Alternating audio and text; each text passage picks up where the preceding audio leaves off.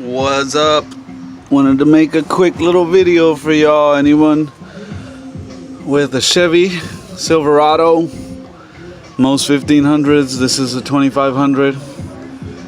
I'm under a 99 with 270k on it, 14 bolt semi-floating rear end, and we're servicing all the fluids on this truck. You can see I was looking through the teeth to see if I seen any cracked teeth, any irregularities in these teeth is what we're looking for. Anything that would cause them to mesh wrong with each other and not like cause humming or any problems. But as you can see, all these teeth are looking good. Nothing out of the normal. It's all looking pretty good here. So yeah, teeth look good. Cleaned up the magnet. It didn't have much on it. Got all this grind off of it. They had gooked it with a bunch of RTV. These things don't come with a gasket, and they do sell aftermarket gasket by Felpro that I'll show you in a minute. But most people just put a bunch of RTV, slap the cover on, and, you know, to each his own. But me personally, I like having a gasket. It's only $8. It's not expensive. I scraped everything off using scraper, razor blade, and a drill with some brushes on it. This one's metal, that one's like a fiber. And I got all that cleaned up. So this is ready to have a cover slapped on it and be filled up with fluid.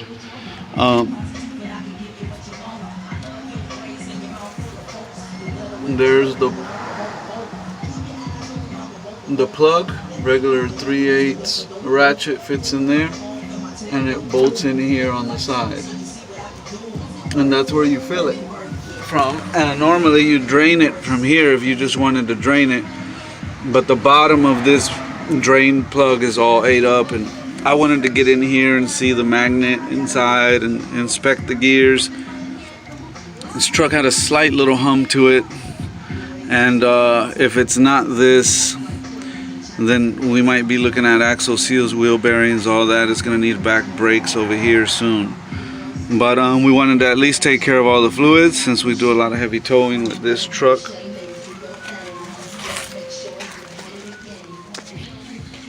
Show you the diff cover. It also has a magnet. Again, like I said, nothing major. You can see the color of this fluid. I don't know if y'all can see that. I'm in the sun and there's a glare on my phone. But the color of this fluid was looking pretty bad. They did, like I said, they gooked it with RTV, and it was leaking from the bottom. And I'm gonna be grinding all this off and go from there. So yeah, it'll definitely get that new cover. Some of the bolts on this were rusty and stripped out, and so I'll be looking for some new bolts in my bolt bucket. If I can't find them, then I'll go to the hardware store and I'll buy them, but I'm not putting those bolts back on. Let me show you guys over here. The transfer case has a drain here and a fill right up here, and the transfer case takes Dex 6, so it's the same as the transmission pan fluid. The rear diff says it takes like 2 point something, the front diff takes 2 point something. I'm not sure honestly how much this transfer case is gonna take. I don't think it'll be that much. Look at from here to there. This has a new transmission motor mount that I went ahead and put on it. I dropped the transfer case on this one. The adapter flange in between the transfer case and the transmission was cracked, and that needed to be replaced, and went ahead and put a new mount on it and servicing all these fluids on it also. Slide under here and show you. Transmission pan was also done. It's all nice and clean. Again, it has a drain bolt, but on this truck, somebody, whoever owned it before, stripped it out. So I just went ahead and dropped the whole pan. There's another shot of that transmission mount.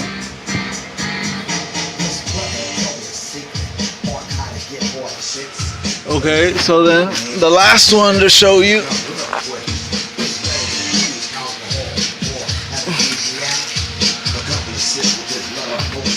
is the front differential. So right there is where you fill it, and right here is where you drain it. My advice on these, all of them, the transfer, the front, the diff, always pull the fill plug first before you pull the drain plug. Because say you pull the drain plug and it drains out, and then your fill plug gives you problems and you can't get it out, now you're committed. So I always pull the fill plug first. I like to see if any overflow comes out of that before I even crack loose the drain plug. To each his own, but yeah, definitely I would highly recommend doing that. This is the fluid that came out of here didn't look bad, to be honest with you, but it's getting it replaced anyways. You can't tell, it's dark, but this fluid didn't look that bad.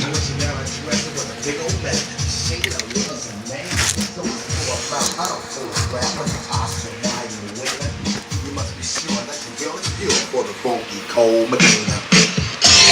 You know what I'm saying? Ain't no plans with a man. This is the 80s and locals down with the ladies. Sorry about that. Alright, so here's the Felpro part number on that rear differential cover. Again, this is the 14 bolt. That was only like $8 and some change. It wasn't expensive. I originally was going to make it with gasket paper, but when I found out how cheap it was, I was like, forget this. The transfer case and the transmission, we're using deck 6, like I said, full synthetic for General Motors vehicles. So the front differential and the rear differential both take GO5. They recommend the 80/90 weight. I'll be using the 80/90 weight on the front differential. Calls for like 2 quarts something. This is 4 quarts, a gallon, whatever. In the rear, I decided to go thicker, 85/140. I'm not sure what's going on. Again, like I said, the teeth look good, but I do a lot of heavy hauling. We live in Florida, the Sunshine State. It'll be fine with something that thick. We don't have below 0 freezing temperatures here ever. It's pretty hot, so I think it'll be happier with the 85/140 in the rear, and then we'll do the 80/90 in the front. Transfer case and transmission will take the Dex 6. It takes like 8 or 9 to do the transmission pan drop. It's like 7 point something now that I remember. So I bought 9 of them, but you need at least 8 to be able to drop the transmission on a 4L80E Chevrolet transmission. They didn't have enough. I bought all the Valvoline off their shelf, and I was still short a few, so I grabbed like 2 or 3 of their O'Reilly's version of it. It's really not a big deal. I went ahead and used all the Dex Valvoline, the Dex 6 Valvoline in the transmission, and the transfer case will get a mixture of Valvoline and O'Reilly's brand. They're both Dex 6. It really doesn't matter. It's not that big of a difference. But yeah, so definitely get your fluids first. Again, quick reminder, pull the drain plugs first. Actually, let me show you this. The drain plug on the front diff will have a magnet. I want to clean that. And that's on the drain. The fill doesn't. Or it's vice versa. I can't remember. I'll have to look. I'm pretty sure that was the drain. And then the transfer case used just regular two regular size nuts. They were both 18 millimeter. Chevrolet uses 18 millimeter a lot on these trucks. On the front diff, it was one of them was a 15 mil and the other one was a 13 mil. So that'll help you get those off. You can use a wrench or a ratchet, whatever you want to use. On the rear, I forget what size these were. I want to say they were 13 mil, half inch. Yeah, those are 13 mil, half inch. So I pretty much have to grind this up. I'm contemplating throwing a coat of spray paint on the other side of it, find the right bolts, clean that magnet, and then I'm ready to start pumping this thing with some fresh fluids, drop it on the ground, and take it for a nice little well-deserved test drive. This first tow will be all the way to a place called Fernandita, Florida, north of Jacksonville. Got to go pick up a car over there. Rusty's been a good truck. Named him Rusty because I got him cheap because he has some rust on the quarter panels.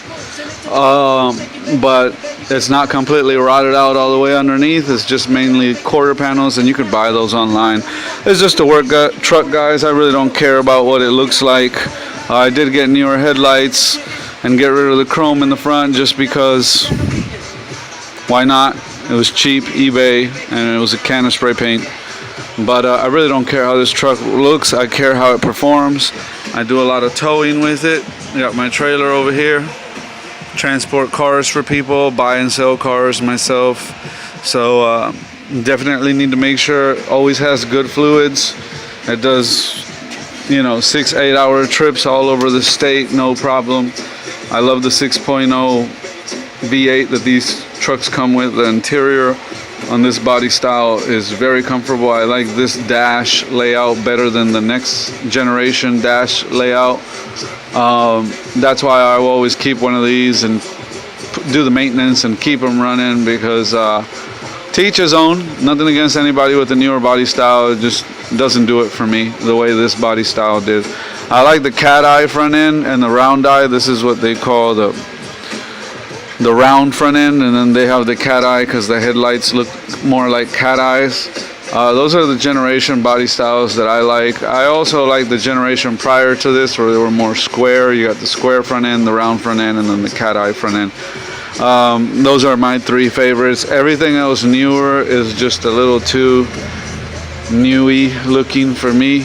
I'm a bit old school, and then it's just mainly the dash layout that I don't like. But anyways, these are cheap trucks. You can pick them up, change all the fluids, put gaskets in them, and run them to the ground. These 6.0s for a gasser, I think it's the best thing to tow with. 2,500 if you're towing under 10,000 pounds. You're going to step above that, then you want to start talking about a diesel, dualies, things of that nature, 3,500s and up. But I don't tow more than 10,000 pounds, so this is perfect for me. Gas mileage isn't the best like a diesel, but it's definitely doable, and the cost of this truck compared to what you would pay for a diesel is ridiculous. Anyways, just wanted to make a video, share this with y'all. I'm gonna get back to work, put this phone down, and get this thing finished up and take it for a test drive. Anybody has any questions about anything I missed? Don't want to make the video long, just kind of want to do a brief summary for anybody contemplating doing this. And drop a question in the comments below. Thanks for watching. God bless. Good luck. Be safe, y'all. Peace.